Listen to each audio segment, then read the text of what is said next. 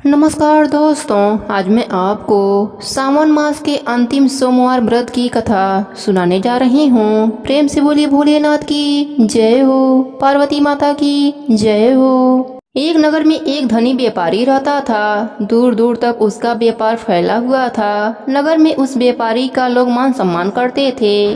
इतना सब कुछ होने पर भी वह व्यापारी बहुत दुखी रहता था, क्योंकि उस व्यापारी का कोई पुत्र नहीं था।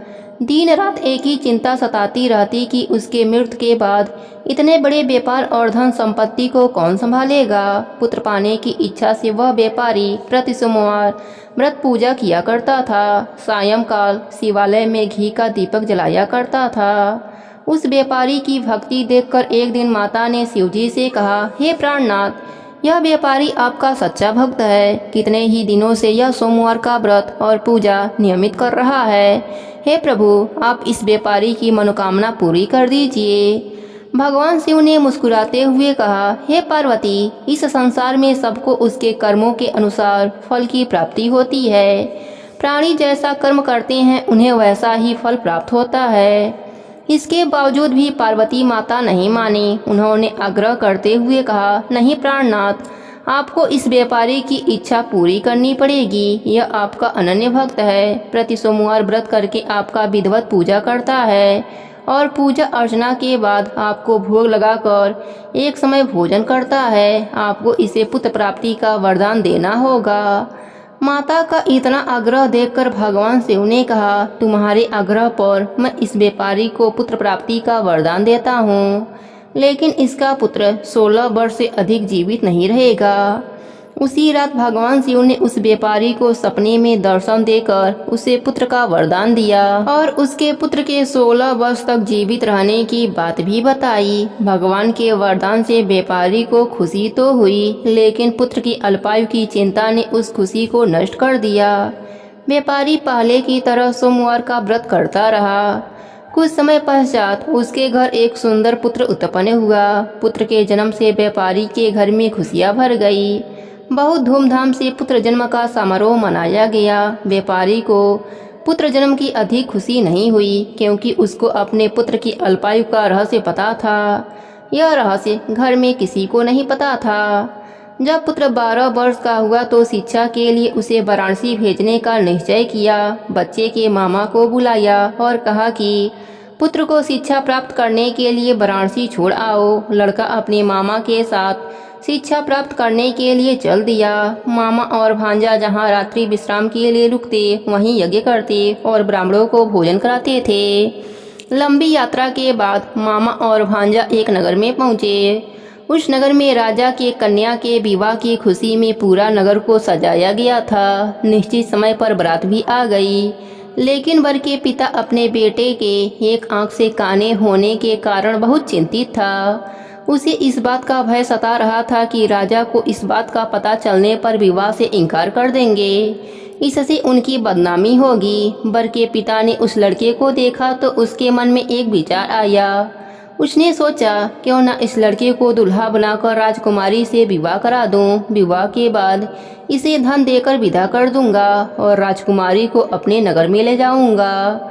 वर के पिता ने इस विषय में बात करी। मामा ने धन के लालच में इस बात को स्वीकार कर लिया। लड़के को दूल्हे का वस्त्र पहनाकर राजकुमारी से विवाह करा दिया गया। राजा ने बहुत सा धन देकर राजकुमारी को विदा किया। लड़का जब लौट रहा था तो सच नहीं छिपा सका और उसने राजकुमारी की ओढ़नी पर लिख दिया, राजकुमारी, तुम्हारा विवाह तो मेरे साथ हुआ है। मैं तो वाराणसी में शिक्षा प्राप्त करने जा रहा हूँ।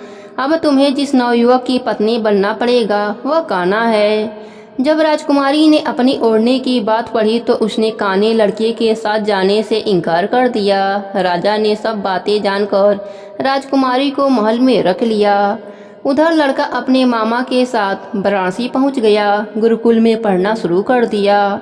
जब उसकी आयु 16 वर्ष पूरी हुई तो उसने यज्ञ कराया, ब्राह्मणों को भोजन कराया और अन्य वस्त्र दान में दिया। रात में अपने शयन कक्ष में सो गया। शिवजी के वरदान के अनुसार शयन अवस्था में ही उसके प्राण पखेरु उड़ गए। सूर्य उदय पर मामा ने भांजे को मृत्यु देखकर रोने पीटने लगा। आसपास के लोग भी एकत्र होकर दुख प्रकट करने लगे। पार्वती माता यह सब देख रही थीं। पार्वती माता ने भगवान शिव जी से कहा, प्राणनाथ, मुझे इसके रोने के स्वर सहन नहीं हो रहे हैं, आप इसके कष्ट को दूर करें। शिव जी और माता अदृश्य रूप से समीप जाकर देखा और माता ने भगवान शिव जी से निवेदन किया, हे प्राणनाथ, आप इस लड़के को जीवित कर दीजिए, नहीं तो इसके माता पिता पुत्र के मृत्यु के कारण रो रो कर अपने प्राण को त्याग देंगे। इसके पिता आपके परम भक्त हैं, वर्षों से सोमवार व्रत करते हुए आपका विधिवत पूजा कर रहे हैं। माता के आग्रह पर भोलेनाथ ने लड़के को जीवित होने का वरदान दे दिया। कुछ ही पलों में वह जीवित होकर उठ बैठा। शिक्षा समाप्त करके लड़का मामा के साथ अपने नगर की ओर चल दिया। दोनों चलते हुए उसी नगर में पहुँचे जहाँ उसका विवाह हुआ था। उस नगर में भी यज्ञ का आयोजन किया। समीप से गुजरते हुए नगर के राजा ने यज्ञ का आयोजन देखा। राजा ने लड़के को तुरंत पहचान लिया। यज्ञ समाप्त होने पर राजा ने मामा भांजे को महल में ले गए और कुछ दिन अपने महल में रखकर बहुत सा धन वस्त्र देकर राजकुमारी के साथ विदा कर दिया। रास्ते में सुरक्षा के लिए राजा ने बहुत से सैनिकों को भी साथ भेजा। नगर में पहुंचते ही एक सिपाही को घर भेजकर अपने आगमन की सूचना भेजी। अपने बेटे के जीवित वापस लौटने की सूचना से व्यापारी बहुत प्रसन्न हुआ। भूखे प्यासे रहकर व्यापारी और उसकी पत्नी ने बेटे की प्रतीक्षा कर रहे थे। उन्होंने प्रतिज्ञा कर रखी थी कि यदि उन्हें अपने बेटे की मृत्यु का समाचार मिला तो दोनों अपने प्राण को त्याग देंगे। व्यापारी अपने पत्नी और मित्रों के साथ नगर के द्वार पर पहुंचा। अपने बेटे के विवाह का समाचार सुनकर पुत्रवधू राजकुमारी को देखकर उसके खुशी का ठिकाना न रहा।